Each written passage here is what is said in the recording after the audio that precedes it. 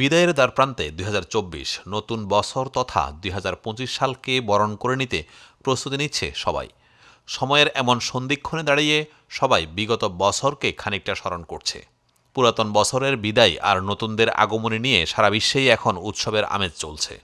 ২০২৪ সালে রাজনৈতিক প্রেক্ষাপটে এসেছে এক বিশাল পরিবর্তন। শুধু রাজনৈতিক অঙ্গনেই নয়, দেশের প্রায় সর্বক্ষেত্রে বেশ ঘটনাবহুল ছিল সালটি। দেশের সবিজ অঙ্গনেও পড়েছে এর ছোঁয়া।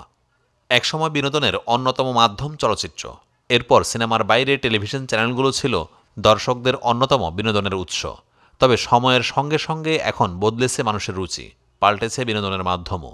নতুন প্রজন্মের কাছে টেলিভিশন হয়ে গেছে সেকেলে, সেই জায়গা দখল করে নিয়েছে ওটিটি বা ওভার দ্য টপ প্ল্যাটফর্ম। বাংলাদেশের দর্শকের কাছে পশ্চিমের নেটফ্লিক্স ছিল দুর্নিবার আকর্ষণ। তবে এখন শুধুমাত্র ইংরেজি ভাষায় ওটিটি নয়, হাতের কাছে রয়েছে দেশের একাধিক ওটিটি প্ল্যাটফর্ম, যেখানে বছর জুড়ে প্রচার হচ্ছে হরেক জনরার ওয়েব সিরিজ ও ওয়েব ফিল্ম। বাংলা ভাষার কন্টেন্ট ওয়েব জগৎ সয়লাব, যে ধারাবাহিকতা ছিল শেষ হতে যাওয়া ২০২৪ সালেও। আলোচিত কয়েকটি সিরিজ ও ওয়েব ফিল্ম নিয়ে আজকের আয়োজন। বছর জুড়ে আলোচনায় ছিল হইচই। পুরনো এই বাংলা ওটিটি প্ল্যাটফর্মে চলতি বছর এসেছে দর্শকপ্রিয় কয়েকটি অরিজিনাল সিরিজ, যার অন্যতম স্পিন অফ সিরিজ গোলাম মামুন। নন্দিত নির্মাতা শিহাব শাহীন নির্মাণ করেন বুকের মধ্যে আগুন সিরিজের স্পিন অফ, যার কেন্দ্রীয় চরিত্রে রূপদান করেন তারকা অভিনেতা জিয়াউল ফারুক অপূর্ব। গেল জুনে মুক্তি পাওয়া এই সিরিজ দর্শক মহলে ব্যাপক সাড়া ফেলে। বছরের শেষ ভাগে কয়েকটি চমক দেখায় হইচই। অনম বিশ্বাস ওয়েব প্ল্যাটফর্মে হাজির করান লাশময়ী চিত্রনায়িকা পরিমণিকে। ওয়েব সিরিজের নাম রঙিলা কিতাব। এই সিরিজে রূপালী পর্দার পরের অভিনয় প্রতিভা তুলে ধরেছে নির্মাতা।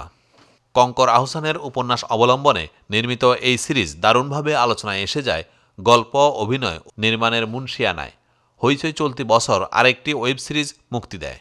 বিকি জাহিদ পরিচালিত রুমিতে অভিনয় করেন চঞ্চল চৌধুরী। তিনি এর আগে তাকদির ও কারাগার ওয়েব সিরিজ দিয়ে ওটিটিতে নিজের অবস্থান সুদৃঢ় করেন। তাকে নিয়ে ভিকির রুমি যত গর্জেছিল তত বর্ষেনি। দর্শক ভিকির টুইস্টের মাঝে ব্যতিক্রম লক্ষ্য না করায় এমনটি হয়েছে বলে ধারণা করা যায়। এদিকে বর্তমান সময়ের আলোচিত নির্মাতা কাজল আরেফিন অমি, তার কাজ মানেই শতভাগ বিনোদন।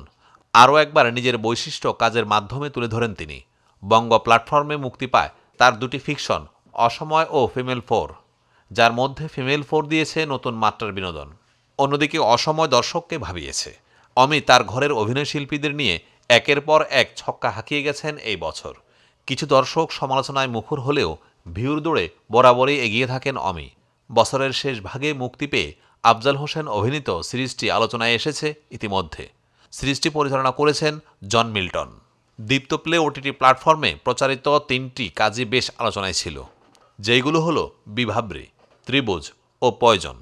ফিকশনগুলো পরিচালনা করেন পর্যায়ক্রমে টিটু রহমান, আলোক হাসান ও সঞ্জয় সমাদ্দর। 3টি কাজই দর্শক মহলে আলোচনার জন্ম দেয়।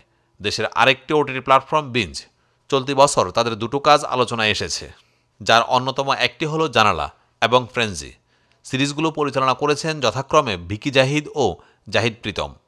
একটি খোলা জানালা ছিল হরহর ঘরানার এবং পেঞ্জি বলছে বন্ধুত্বের গল্প। দুই ঘরানার দুটি কাজ নিয়ে আলোচনায় এসেছে দুই নির্মাতা।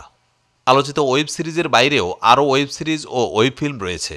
তুলনামূলক কম ওয়েব সিরিজ মুক্তি পেয়েছে এবার। নতুন বছরে কন্টেন্ট সংখ্যা বাড়ার সম্ভাবনা রয়েছে। দর্শক বিশ্বাস করেন গুণগত মান বজায় রেখে ফিকশন প্রচার করা প্রয়োজন সংশ্লিষ্টদের।